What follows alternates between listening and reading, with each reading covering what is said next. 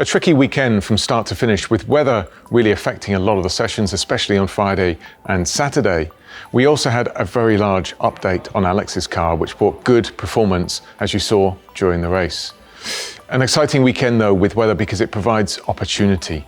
And that's exactly what happened. You saw through qualifying, we're actually fastest overall as a result of some very well executed strategy. And in the race, the car wasn't really a 7th place on merit, on pace, but very well executed by Alex and the team, meaning that we just got the car through and scored those valuable points, putting us back into 9th in the Constructors' Championship. Let's take a look through your questions in the latest episode of the Vowles Verdict, presented by Kraken.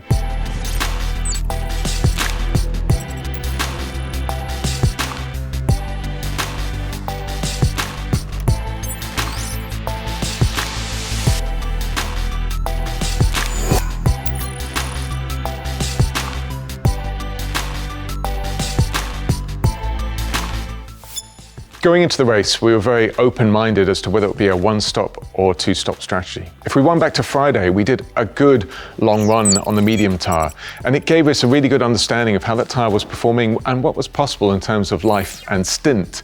And it became out very, very close between those two strategies. Really, it was going to be situation dependent in the race and subject to how much degradation we were seeing, because there was a lot of rain overnight on Saturday, which often can reset the track sufficiently that it's hard to get away with a one-stop strategy.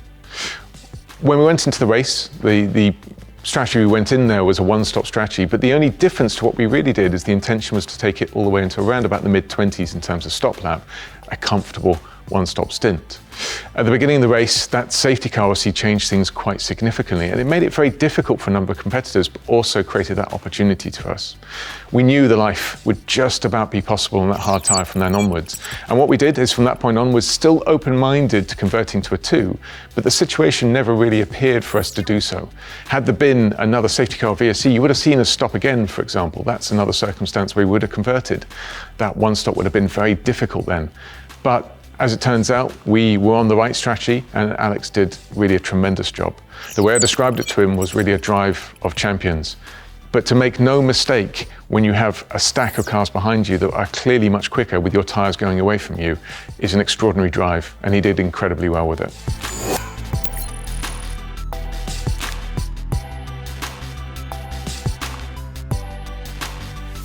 In that circumstance, we could see a number of competitors converting to that two-stop strategy.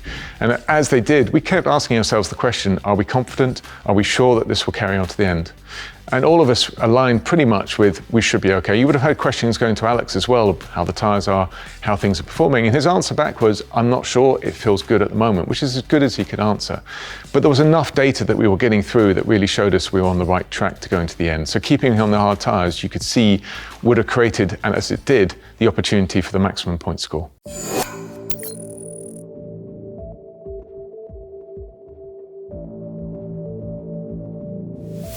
The upgrades that went on the car are ones that are generating downforce, just vertical load on the car. And that will, depending on the track, give you more or less performance fundamentally, just depending on how sensitive it is to that downforce number.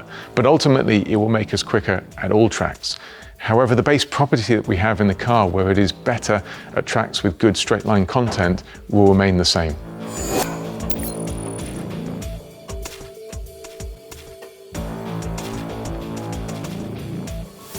Logan unfortunately stopped very early on in the race, and it was an oil leak. We could see that we were losing oil pressure, and the reason for stopping the car was we wanted to stop it before the oil fundamentally caused a bigger problem within the power unit, and the power unit should be fine out of it. The actual oil leak itself looks to be associated with an O-ring, which is essentially a rubber type bushing which is sealing two pipes together, which looks to have failed. Why, we're not sure at the moment, but more importantly, it's something we have to fix before we go to the next race.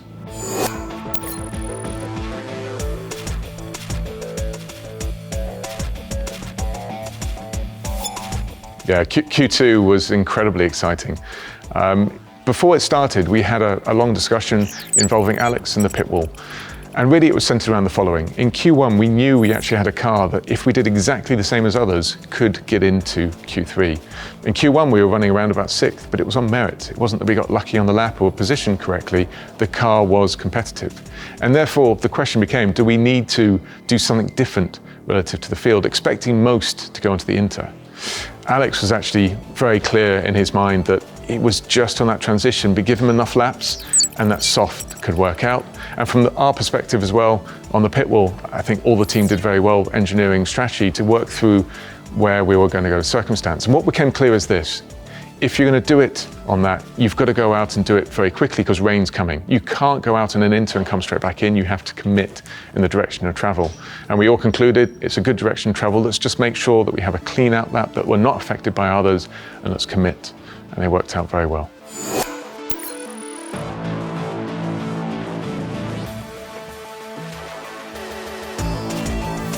Going through the laps in Q3, if we look at Alex's lap that he did achieve at that time, he was around about half a second down relative to Hulkenberg, for example, another reference car, going into the chicane.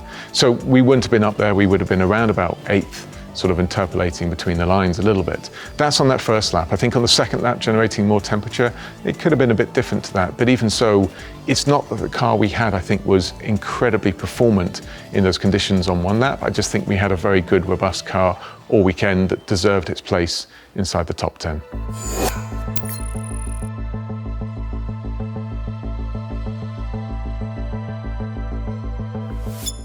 You're never 100% certain on most decisions you're making. They're probabilistic.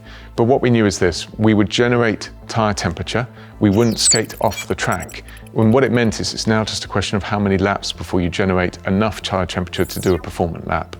I would actually say the result was slightly better than we expected. It came in a little bit quicker. We generated the temperature we needed very early on. But you don't go into these decisions necessarily 100 or 0. You go in with some knowledge that you need bailout. And for us, it was simple. If we go around and we're seeing we're not generating that tyre temperature and Alex isn't comfortable, we'll come straight back in for inters. We've compromised our session, but probably not so much that we're going to be in a position where we can't get into Q3.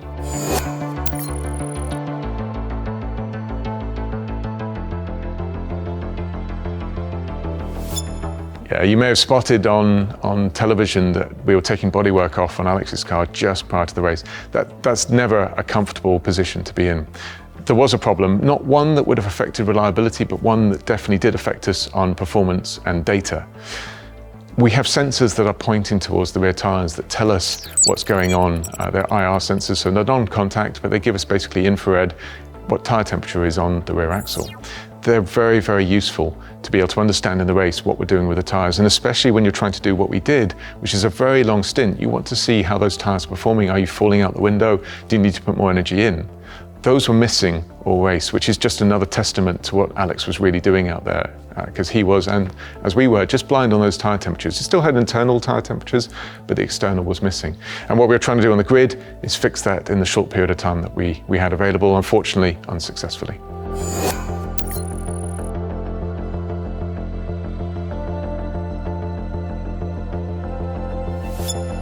Going into the race, we knew one of our strengths relative to near enough most of our competitors was that we were faster in a straight line. That's through choice. It was a few kilometers an hour. But what it meant is that the potency of our competitors' DRS relative to ourselves was lessened as the result.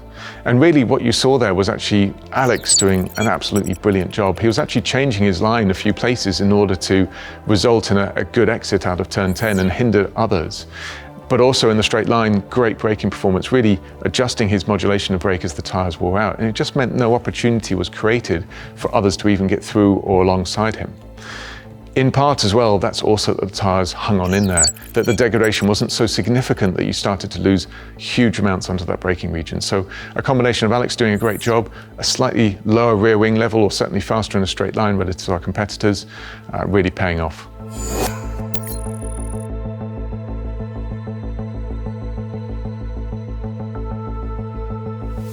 It's difficult to answer the question fully as we stand here, simply because it's very limited amounts of dry running in free practice, and the race is still interfered by other circumstances. So typically to correlate a package, you need a good amount of laps in ISO conditions to properly understand where you are. And I don't think we really have enough to say, has it reached its full potential? It certainly looks that way on the data from free practice, but we'll need more time and more tracks to ascertain that. It's performance up, is what I can say at the moment. As to is there more performance to come? I suspect so. Anytime you introduce a package to the car, it takes a few iterations to get it absolutely nailed on in terms of the setup window that you want to be operating in. So expect more to come really across the next few races.